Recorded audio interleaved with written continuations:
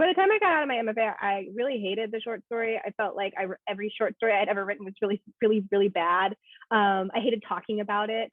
And I had this whole thing about like, why do they expect every writer to be a good short story writer, right? They don't expect every short story writer to be a good novel writer, right? So why do we have to assume that like, we're a jack of all trades? And so I was almost like resistant. I was like protesting writing the short story. But this summer, I had gotten into this conversation, a couple conversations with somebody who was doing a workshop at Kenyon, and they were just talking to me about their prompts. And I was like, those prompts sound fun, right? Like I want to like, and I just suddenly wanted to, I'd finished, kind of completed a longer project. I'd like, been kind of put the things that I've been working on for a long time aside. And I just kind of wanted to do something fun. And I was like, those prompts sound really fun. And one of them was to write a story with the collective we, in which there's more than one character, but it's only told through the we pronouns. And I was like, that's interesting. I want to try that. Now, the silence does not follow that totally. It's not like it starts out with a we, and then I just like go my own way. But I just had this idea of these two girls going to the river. And again, it was image based, and it was because I had like been visiting my friends in Atlanta, and there's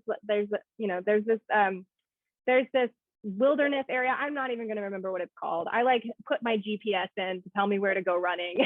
And I like drove there and then went on this river run, and I got lost off the trails. And I ended up like having to like go through all this bramble.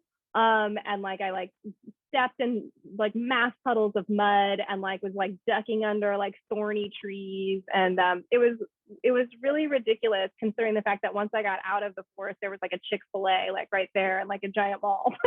but at the time it was like very, very wild to me. And so I had been thinking about that kind of like that trip and like being kind of lost in this forest.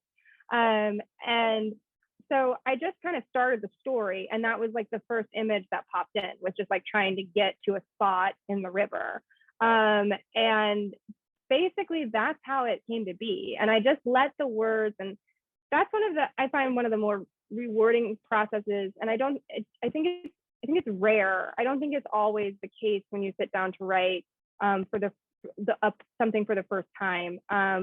Or even when you're working on something and you like are trying to do a new chapter. I think it's really rare when you sit down and the language just leads you. I think you really have to be able, like you have to be in a space where you're not trying to force something, that the stakes are not, they're not in a place that's related to like your actual like awareness and cognizant like intellectual ideas, that you somehow let those go.